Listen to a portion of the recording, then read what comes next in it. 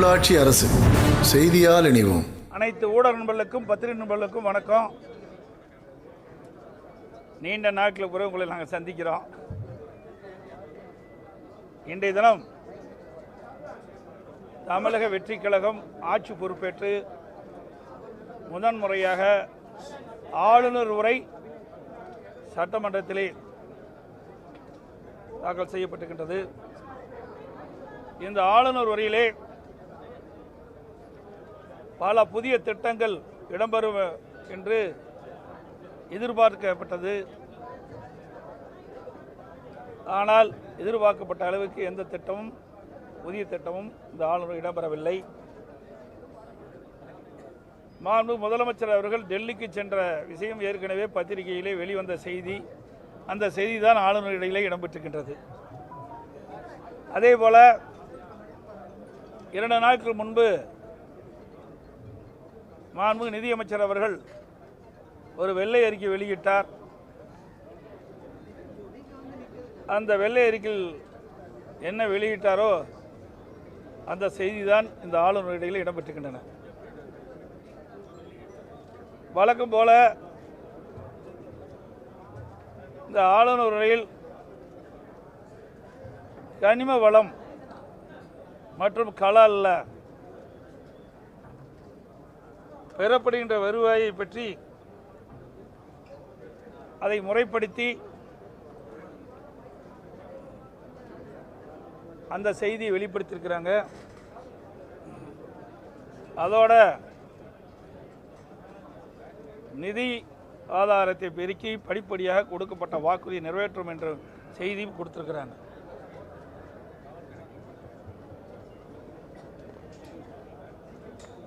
இன்றைக்கு தமிழக வெற்றி கழகம் ஆட்சி பொறுப்பேற்ற பிறகு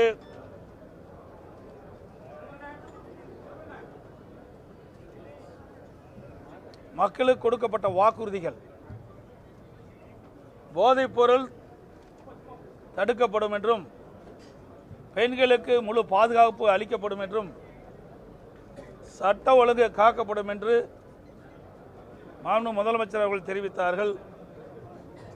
ஆனால் தற்போது அன்றாட நிகழ்வு சம்பவங்கள் மிகுந்த அதிர்ச்சி அளிக்கின்றது. இதுவரை சட்ட ஒழுங்கு காப்பதற்கு போதுமான நடவடிக்கை எடுக்கப்படவில்லை. போதைப்பொருள் தடுப்பு பணிக்குழு அமைக்கப்பட்டவுடன் போதைப்பொருள் கடத்தல், போதைப்பொருள் விற்பனை உண்மை விட தற்போது அதிகமாக இருப்பதாக செய்திகள் வந்து கொண்டிருக்கின்றது. மிகுந்த வேதனையும் அதிர்ச்சியும் அளிக்கின்றது. இன்றைய தினம் இந்த ஆட்சி பொறுப்பேற்ற பிறகு பதியப்பட்ட குற்ற வழக்குகள், போக்சோ வழக்கு மட்டும் 150 வழக்குகள் பதியப்பட்டிருக்கிறாங்க. 38 நாட்கள் ஆட்சி பொறுப்பேற்று 38 நாட்கள் ஆகின்றது. இந்த 38 நாட்கள் டிவிக்கு ஆட்சியில் 150 பாலியல் வழக்குகள் பதியப்பட்டிருக்கின்றன. பெண்களுக்கு எதிரான பாலியல் குற்றங்கள் 126. ஆக மொத்தம் 276 குற்றங்கள் பெண்களுக்கு இழைக்கப்பட்டது. அது பதிவு செய்யப்பட்ட வழக்குகள். அதோட இந்த ஆட்சியில் 38 நாட்களில் நடைபெற்ற கொலைகள் 130. ஆக ஆட்சி பொறுப்பேற்ற 38 நாட்களில் சட்ட ஒழுங்கு எந்த அளவுக்கு பாதுகாக்கப்பட்ட என்பதை நாட்டு மக்கள் தெரிந்து கொள்ள வேண்டும். ஆட்சிக்கு வருவதற்கு முன்பு வீரவசனம் பேசினாங்க. தமிழகத்தில் சட்ட ஒழுங்கு பாதுகாக்கப்படும், பெண்களுக்கு பாதுகாப்பு கொடுக்கப்படும், சிறுமிகளுக்கு பாதுகாப்பு கொடுக்கப்படும் என்றெல்லாம் வீரவசனம் பேசிய இந்த அரசாங்கம் இந்த 38 நாட்களுக்குள் இவ்வளவு வழக்குகள், பாலியல் குற்றங்கள் நடைபெற்றிருக்கின்ற வழக்குகள் இவ்வளவு இருக்குது, பதிவு செய்யப்பட்ட வழக்குகள். இந்த பாலியல் சீண்டலை தடுப்பதற்காக இந்த அரசாங்கம் சிங்கப்பெண் சிறப்பு படை ஒன்று அறிவித்தாங்க. அந்த சிறப்பு படைக்கு பாதுகாப்புக்கு இன்னொரு படை அமைக்க வேண்டிய சூழ்நிலை தான் இந்த ஆட்சியில் பார்க்கப்படுகிறது. அந்த அளவுக்கு சட்ட ஒழுங்கு சந்தி சிரிக்கின்ற நிலை பார்க்கப்படுகின்றது. பிரபல விவசாயிகளுக்கு தேர்தல் நேரத்தில் டிவிக்கு கொடுக்கப்பட்ட வாக்குறுதி அதை முழுமையாக நிறைவேற்றவில்லை. விவசாயிகள் மகிழ்ச்சியோடு இருந்தாங்க, விவசாய கடன் முழுவதும் தள்ளுபடி செய்யப்படும் என்று. அதற்கு மாறாக இந்த அரசாங்கம் தேர்தல் நேரத்தில் கொடுக்கப்பட்ட வாக்குறுதியை நிறைவேற்றவில்லை. தேர்தல் நேரத்திலே தமிழக வெற்றி கழகம் அதனுடைய தலைவர் கொடுக்கப்பட்ட வாக்குறுதி 5 ஏக்கருக்கு குறைவாக நிலம் வைத்திருக்கின்ற விவசாயிகளுக்கு அவர்கள் தொடக்க வேளாண் கூட்டுறவு கடன் சங்கத்தில் வாங்கிய பயிர்க்கடன் முழுமையாக தள்ளுபடி செய்யப்படும் என்ற அறிவிப்பை வெளியிட்டார். அதற்கு மேல் இருக்கின்ற நிலம் வைத்திருக்கின்றவர்களுக்கு அவர் வாங்கிய கூட்டுறவு சங்கத்திலே வாங்கிய பயிர்க்கடன் 50% தள்ளுபடி என்றார். ஆனால் 2 நாட்களுக்கு முன்பு ஒரு அறிவிப்பை வெளியிட்டாங்க. அதில் 75,000 ரூபாய் கூட்டுறவு சங்கத்திலே வாங்கிய பயிர்க்கடன் அந்த விவசாயிக்கு முழுமையாக தள்ளுபடி செய்யப்படும். அதற்கு மேல் கடன் பெற்ற அனைத்து விவசாயிகளுக்கும் 35,000 ரூபாய் தள்ளுபடி செய்யப்படும் என்ற அறிவிப்பை வெளியிட்டு விவசாயிகளை ஏமாற்றிய அரசாங்கம் தமிழக வெற்றி கழக அரசாங்கம் என்பதை இந்த நேரத்தில் தெரிவிக்க விரும்புகின்றேன். பொதுவாக டெல்டா மாவட்டத்தில் குறுவை சாகுபடிக்கு அணையில் மேட்டூர் அணையில் 90 அடி தண்ணி இருந்தால் ஜூன் 12ஆம் தேதி திறக்கப்படும். ஆனால் இந்த வருஷம் மேட்டூர் அணையில் நீர்மட்டம் குறைவாக இருந்த காரணத்தினால குறுவை சாகுபடிக்கு தண்ணீர் திறக்கப்படவில்லை. இந்த அரசு உரிய முயற்சி எடுத்து கர்நாடக அரசோட பேச்சுவார்த்தை நடத்தி மாதம் மாதம் நமக்கு கிடைக்க வேண்டிய பங்கு நீரை பெற்றிருந்தால் ஜூன் 12ஆம் தேதி குறுவை சாகுபடிக்கு மேட்டூர் அணையிலிருந்து நீர் திறக்கப்பட்டிருக்கலாம். ஆனால் அதற்கெல்லாம் எந்த முயற்சி எடுக்கவில்லை. அதோடு இன்றைய தினம் காங்கிரஸ் கட்சியை சேர்ந்த சட்டமன்ற உறுப்பினர்கள் தமிழக வெற்றி கழக அமைச்சரவையில் இடம்பெற்றிருக்கின்றார்கள். இதையெல்லாம் பயன்படுத்தி கர்நாடகத்தில் உள்ள காங்கிரஸ் ஆட்சியிலே அங்கே இருக்கின்ற முதலமைச்சரோட பேச்சுவார்த்தை நடத்தி நமக்கு கிடைக்க வேண்டிய பங்கு நீரை பெற்றிருந்தால் ஜூன் 12ஆம் தேதி குறுவை சாகுபடிக்கு மேட்டூர் அணையிலிருந்து நீர் திறக்கப்பட்டிருக்கலாம். அதற்கு எந்தவித முயற்சியும் எடுக்கவில்லை என்பதுதான் வேதனை. இன்றைக்கு விவசாயிகளுக்கு மிகப்பெரிய இழப்பு இதனால் ஏற்படும் என்பதையும் இந்த நேரத்தில் தெரிவித்துக் கொள்கின்றேன். அது மட்டும் இல்லை, இந்த குறுவை சாகுபடி செய்கிற விவசாயிகளும் பாதிக்கிறாங்க டெல்டா மாவட்டத்தில். அதோட பல்லாயிரக்கணக்கான விவசாய தொழிலாளிகளும் வேலை இழக்கக்கூடிய சூழ்நிலை ஏற்பட்டிருக்குது. தண்ணீர் டெல்டா மாவட்டத்தில் தண்ணீர் திறக்காத காரணத்தினாலே. அதோட அண்மையில் அமைச்சரவை கூட்டம் நடந்தது. அந்த அமைச்சர் கூட்டத்தில் சில முடிவுகள் எடுக்கப்பட்டு அறிவிக்கப்பட்டன. எல்லா ஓட்டத்திலும் பத்திரிகையில் வந்தது. சுமார் 436 திட்டங்கள் எடுத்துக்கொள்ளப்பட்டு நிறைவேற்றப்படும் என்றும் ஒவ்வொரு துறைக்கும் என்னென்ன இவ்வளவு திட்டங்கள் எடுத்துக்கொள்ளப்படும் என்று அறிவிப்பு கொடுத்தாங்க. அந்த அறிவிப்பு இதில் இடம்பெறல. என்னென்ன மாவட்டத்தில் எந்தெந்த துறைக்கு என்னென்ன திட்டம் எடுத்துக்கொள்ளப்படும், அதற்கு என்ன நிதி ஒதுக்கப்படும் என்ற விவரங்கள்லாம் எதுவுமே இந்த ஆளுநர் உரையில் இடம்பெறல. அதே போல் இன்றைக்கி கனிம உரத்தை பற்றி சொன்னாங்க. இன்றைக்கி கட்டுமான பொருட்கள் விலை உயர்ந்துடுது. அதை குறைப்பதற்கு இந்த அரசு எந்த நடவடிக்கை எடுக்கலை. இதனால் வீடு கட்டுவர்கள் கடுமையாக பாதிக்கப்படுறாங்க. கட்டுமான தொழில் ஈடுபட்டிருக்கின்ற தொழிலாளர்கள் கடுமையாக பாதிக்கப்பட்டுள்ளார்கள். தேர்தலின் போது பல வாக்குறுதிகளை கவர்ச்சிகரமாக தெரிவித்தாங்க. தமிழக வெற்றி கழகம் ஆட்சிக்கு வந்தவுடன் என்னென்ன திட்டங்களை நாங்கள் நிறைவேற்றுவோம் என்ற அறிவிப்பெல்லாம் வெளியிட்டாங்க. அதில் மாதந்தோறும் குடும்ப பெண்களுக்கு இப்போ 1000 ரூபா கொடுப்பதா 2500 ரூபாயாக உயர்த்தி வழங்கப்படும் என்ற ஒரு அறிவிப்பு. முதியோர் உதவித்தொகை 3000 உயர்த்தப்படும் என்ற அறிவிப்பு. ஆண்டுக்கு ஒரு குடும்பத்திற்கு 6 கேஸ் சிலிண்டர் விலையில்லாமல் வழங்கப்படும் என்பது. அண்ணன் சீர் திட்டத்தின் கீழ் மணப்பெண்ணுக்கு ஒரு சவரன் தங்கம். அரசு மருத்துவமனையிலே பிறக்கும் ஒவ்வொரு குழந்தைகளுக்கும் தங்க மோதிரம் மற்றும் தாய் மாமன் சீர். வேலைவாய்ப்பு நிலையத்தில் பதிவு செய்து காத்திருக்கும் வேலையில்லா பட்டதாரிகளுக்கு மாதந்தோறும் 4000 உதவித்தொகை. மாதந்தோறும் ஒரு முறை மின்கட்டண கணக்கீடு. இதெல்லாம் முக்கியமான அறிவிப்பு. இந்த அறிவிப்புகளெல்லாம் ஆளுநரிலே இடம்பெறும் என்று மக்கள் எதிர்நோக்கி கொண்டிருந்தாங்க. இந்த அறிவிப்புகள் எதுவுமே இடம்பெறல. தேர்தல் நேரத்தில் கவர்ச்சிகரமாக பேசி வாக்குகளை பெற்று ஆட்சிக்கு வந்த பிறகு கொடுக்கப்பட்ட வாக்குறுதியை நிறைவேற்றாத அரசாங்கம் தான் தமிழக வெற்றி கழக அரசாங்கம். அதோட வெற்றி கழகம் ஆட்சிக்கு தமிழக வெற்றி கழகம் ஆட்சிக்கு வந்த பிறகு ஆங்காங்கே மின்வெட்டு, அறிவிக்கப்படாத மின்வெட்டு, சென்னை மாநகரம், சென்னை சுற்றியுள்ள புறநகர பகுதி, தமிழ்நாட்டில் பல பகுதியில் அடிக்கடி இரவில் மின்தடை ஏற்படுது. இதனால் மக்கள் இரவில் தூங்க முடியாமல் அந்த இரவிலேயே போராட்டம் நடைபெறுகின்ற சூழ்நிலையெல்லாம் பார்த்தோம். உங்கள் ஊடகத்திலே பத்திரிகையிலும் வந்த செய்தி தான். இன்றைக்கு தூக்கத்தை தொலைத்த அரசாங்கம் தமிழக வெற்றி கழக அரசாங்கம் தான். அதற்கு பல்வேறு சாக்கு போக்கெல்லாம் சொன்னாங்க. ஃபீஸ் கேரில் திருட்டு போனதுனால தான் அடிக்கடி மின்தடை ஏற்பட்டதாக சொன்னாங்க.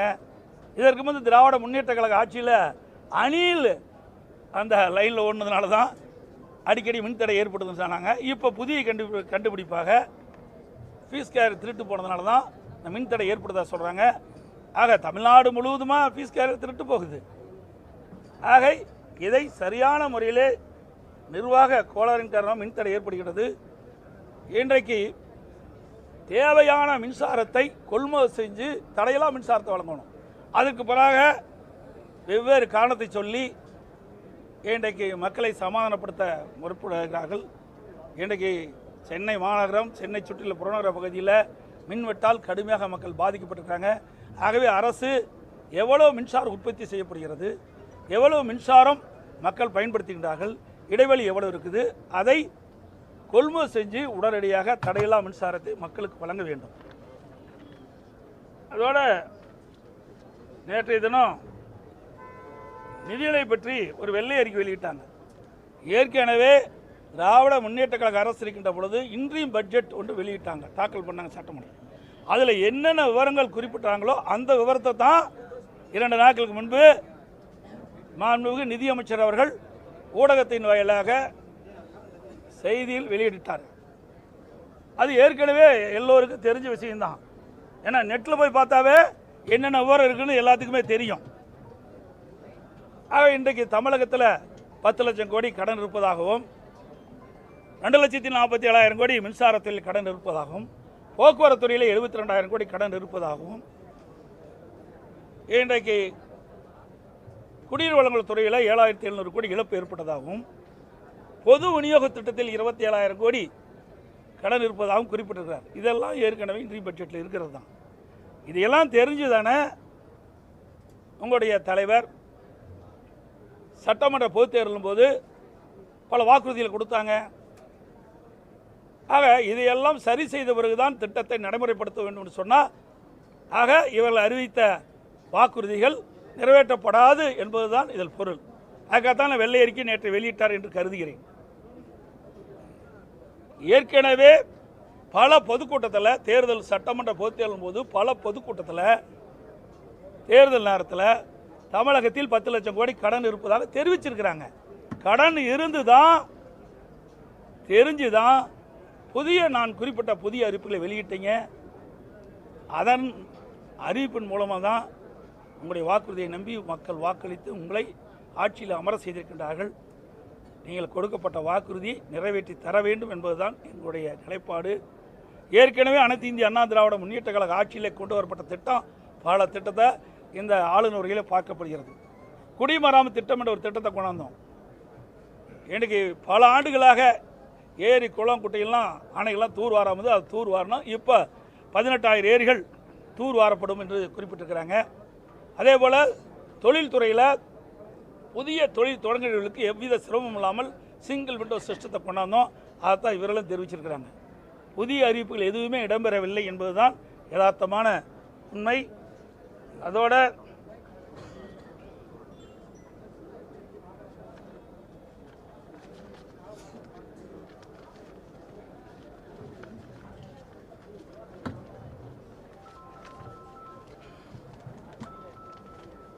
தமிழக வெற்றி கழகம் அவர்கள் குறிப்பிட்டாங்க, ஆட்சிக்கு மாற்றம் கொண்டு வருவோம் என்று கூறி ஆட்சிக்கு வந்த மாண்புமிகு முதலமைச்சர் அவர்கள் மாற்றங்களை இந்த ஆளுநரில் தெரிவிப்பார் என்று அனைவரும் எதிர்பார்த்தோம். மாற்றம் எதுவும் இல்லை. ஏமாற்றம்தான் இந்த ஆளுநர்களே பார்க்கப்படுகிறது. ஏமாற்றம்தான் மிச்சம் மக்களுக்கு. மொத்தத்தில் இந்த ஆளுநரை கனவில் போடப்பட்ட நீர்க்கோளம் என்பதை இந்த நேரத்தில் தெரிவிக்கிறேன். அதோடு இன்னொரு செய்தி இந்த நேரத்தில் சொல்லிடுறேன். நீங்கள் அடிக்கடி இந்த பத்திரிகையிலே ஊடகத்திலையும் சொல்லிட்டு இருக்கிறீங்க. என்னுடைய மகன் மிதுன் அவர்கள் அரசியலை வருவதை பற்றி பல விமர்சனங்கள் தொலைக்காட்சியிலையும் ஊடகத்திலும் வந்திருக்குது. அது தவறு. என்னுடைய மகன் மிதுன் அனைத்து இந்திய அண்ணா திராவிட முன்னேற்ற கழகத்தில் அடிப்படை உறுப்பினராக மட்டும்தான் இருக்கின்றார். கட்சியில் எந்த பதவிகளும் இல்லை என்பதை திட்டவட்டமாக தெரிவித்துக் கொள்கின்றேன். என்னுடைய மகன் அரசியலுக்கு வரமாட்டார். மீண்டும் ஒருமுறை சொல்கிறேன், அடுத்த திருத்தமாக சொல்கிறேன். பத்திரிகையால் ஊடகம் அவதூறு செய்தி தயவு செய்து பரப்ப வேண்டாம். என்னுடைய மகன் மிதுன் அரசியலுக்கு வரமாட்டார் என்பதை திட்டவட்டமாக தெரிவித்தார். நீங்க தானே குற்றச்சாட்டு சொல்லிட்டு இருக்கிறீங்க. வேண்டுமென்றே திட்டமிட்டு அவதூறு செய்தியை வெளிப்படுத்திட்டு இருக்கிறாங்க. இனிமேல் அதை வெளியிட வேண்டாம் என்று நானே ஊடகத்தின் வாயிலாக பத்திரிகையின் வாயிலாக தெளிவுபடுத்தி விட்டேன். அது அவரை தான் போய் கேட்கணும். நீங்க போய் கேளுங்க அவரை. ஏங்க இப்படி எல்லாம் இருக்கிறீங்க, போய் நீங்க கேளுங்க. எங்க தலைமை சரியில்லை, அவர் ஜெயிக்க முடியுமா சொல்லுங்க. அவர் ஜெயிப்பதற்கு காரணம் எங்க தலைமை. அதை முதல் உணருங்க. அனைத்து இந்திய அண்ணா திராவிட முன்னேற்ற கழகம் தலைமை சரியாக இருந்த காரணத்தினாலே, நான் முதலமைச்சராக இருக்கின்ற காலத்திலே பல்வேறு திட்டங்களை கொண்டு வந்த காரணத்திலே, அனைத்து இந்திய அண்ணா திராவிட முன்னேற்ற கழகம் மக்களிடத்திலே செல்வாக்குப்பட்ட காரணத்திலே, அனைத்து இந்திய அண்ணா திராவிட முன்னேற்ற கழக தொண்டர்கள் நிர்வாகிகள் கடுமையாக உழைத்த காரணத்தினாலே, கூட்டணி கட்சி தலைவர்கள் தொண்டர்கள் கடுமையாக உழைத்த காலத்திலே அவர் வெற்றி பெற்றார். அதன் வாயிலாக தான் வெற்றி பெற்றார். ஆக அவர்கள் ராஜினாமா செய்தவர்கள் ஓட்டு போட்ட மக்களையும் மதிக்கல. உழைத்த இவருடைய வெற்றிக்காக உழைத்த கழக நிர்வாகிகள் தொண்டர்கள் கூட்டணி கட்சி தலைவர் நிர்வாகிகள் மதிக்கல. அவர்கள் எதிர்காலத்தில் அதுக்கு உண்டான பலனை அனுபவிப்பார்.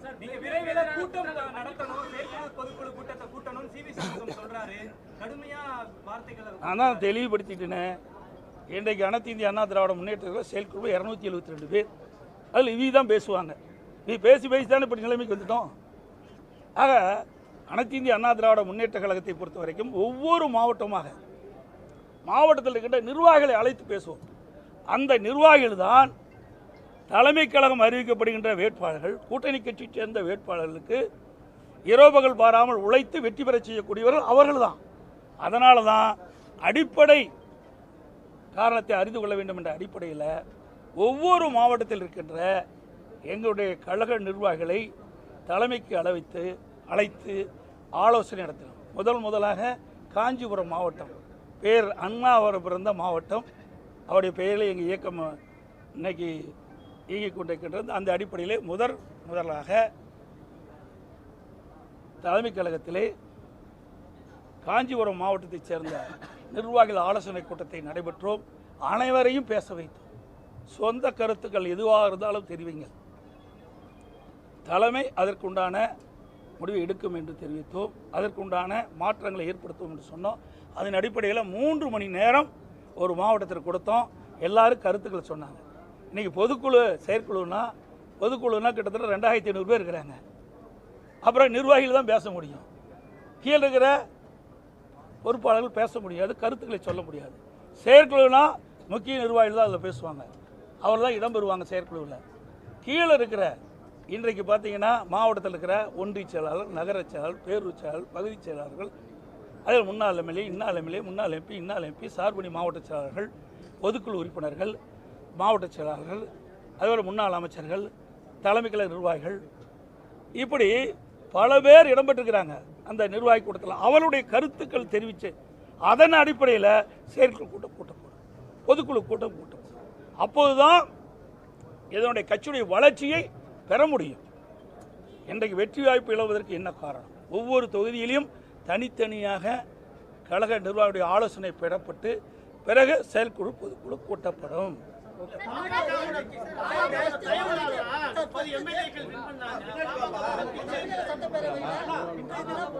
அதாவது இது அவருடைய கருத்து. ஏன் அவர் 2021 தோத்தாரு? விழுப்புரம் சட்டமன்ற தொகுதியில் ஏங்க தோத்தாரு? அங்கே விழுப்புரம் மாவட்டம் தான் பாட்டாளி மக்கள் கட்சி வலிமையாக இருக்கிற இடம். அதில் அவர் வெற்றி வாய்ப்பு இழந்துட்டார்ல. இப்போ அவர் மட்டும்தான் ஜெயிச்சிருக்கார். 3 இடங்கள் அவர் பரிந்துரைப்பட்ட வேட்பாளர் தான் நிறுத்தணும். அவர் பரிந்துரையின் அடிப்படையில் தான் அந்த மாவட்ட வேட்பாளர் நிறுத்தணும். விழுப்புரம், வானூர், திண்டிவனம் அதுலேயும் வெற்றி வாய்ப்பு இழந்தாங்க. ஆக இதெல்லாம் காரணம் இல்லை, ஏதோ சொல்ல வேண்டும் என்பதற்காக சொல்கிறாங்க. கூட்டணியில் ஒரு குழப்பத்தை ஏற்படுத்தணும், அதுதான் அதோடைய கருத்தை நான் பார்க்குறேன். அனைத்து இந்திய அண்ணா திராவிட முன்னேற்ற கழகத்தை பொறுத்த வரைக்கும் எந்த கொம்பனாலும் அசைத்து பார்க்க முடியாது. அனைத்து இந்திய அண்ணா திராவிட முன்னேற்ற கழகம் என்பது பல்வேறு சோதனையை கண்ட இயக்கம். இன்றைக்கு நேற்றைக்கு இல்லை, தலைவர் காலத்திலையும் சோதனை பார்த்தோம், அம்மா காலத்திலையும் பார்த்தோம். ஆக வெற்றி வாய்ப்பு இழப்பு ரெண்டும் மாறி மாறி தான் வருது. 1991 2 இடம் தான் திமுக ஜெயிச்சது, 96 ஆட்சி அமைச்சது. அண்ணா திமுக 4 இடம் தான் வெற்றி பெற்றது, 2001 ஆட்சி பொறுப்பு ஏற்பட்டது. 2011 திராவிட முன்னேற்ற கழகம் எதிர்க்கட்சி வரிசையில் கூட அமர முடியல. 10 ஆண்டு காலம் தொடர்ந்து எதிர்க்கட்சியை தான் இருந்தாங்க. 21 தான் ஆட்சி பொறுப்பேற்றது. இப்படி எங்களுடைய தலைவர்கள் இல்லாத காலகட்டத்தில் கூட 2021 தேர்தலை சந்தித்து 66 இடங்கள் நாங்கள் வெற்றி பெற்றோம். கிட்டத்தட்ட 9 இடம் கூட்டணி வெற்றி பெற்றது, 75 இடங்கள் வெற்றி பெற்றோம். இப்போ கூட அதிமுக 47 இடங்கள் வெற்றி பெற்றிருக்குது, கூட்டணி 6 இடங்கள் வெற்றி பெற்றிருக்கிறது. எனக்கு முன்னால் பல பேர் சொல்லிக்கிட்டு இருந்தாங்க, என்னெல்லாம் பேசுகிறாங்க உங்களுக்கு தெரியும். பழனிசாமி தொடர் தோல்வி கண்டார் சொல்லி, பழனிசாமி தொடர் தோல்வி கண்டார் என்று பல ஊடகத்திலையும் பத்திரிகையிலையும் சொன்னவங்கெல்லாம் தோல்வி சந்திச்சாங்க. தமிழ்நாட்டிலே அதிக ஓட்டு வித்தியாசம் ஜெயிச்சிருக்கிறேன். ஆக மக்களுடைய செல்வாக்கு அனைத்து இந்திய அண்ணா திராவிட முன்னேற்ற கழகம் தொடர்ந்து இருக்கின்றது. அரசியல் சூழலின் காரணமாக ஆட்சி மாற்றம் ஏற்படுவது இயல்பு. எல்லா ஆட்சிக்கும் அப்படித்தான் இருக்குது. எந்த ஆட்சியுமே தொடர்ந்து ஆட்சியை வெற்றி பெற்ற சரித்திரம் இல்லை, இழந்த கட்சியுமே தொடர்ந்து தோல்வியுற்ற சரித்திரம் இல்லை. சில காலகட்டத்தில் மக்கள் அரசியல் சூழ்நிலை காரணமாக மாற்றம் ஏற்படுது. அதுதான் ஒழிய அனைத்து இந்திய அண்ணா திராவிட முன்னேற்ற கழகம் வலிமையான இயக்கம், அமைப்புள்ள இயக்கம். எந்த கொம்பனாலும் அனைத்து இந்திய அண்ணா திராவிட முன்னேற்ற கழகம் ஆட்டவோ அசைக்கவோ முடியாது. சில பேர் எண்ணி தவறான சிந்தனையில் இருக்கிறாங்க, அவரெல்லாம் திருத்திக் கொள்வார் என்று எதிர்பார்க்கின்றேன். அனைத்து இந்திய அண்ணா திராவிட முன்னேற்ற கழகம் எதிர்காலத்தில் எந்த தேர்தல் வந்தாலும் மக்களை சந்தித்து மக்களுடைய ஆதரவை பெற்று வெற்றி பெறும் என்று சொல்லி அனைத்து ஊடகங்களுக்கு நன்றி, வணக்கம்.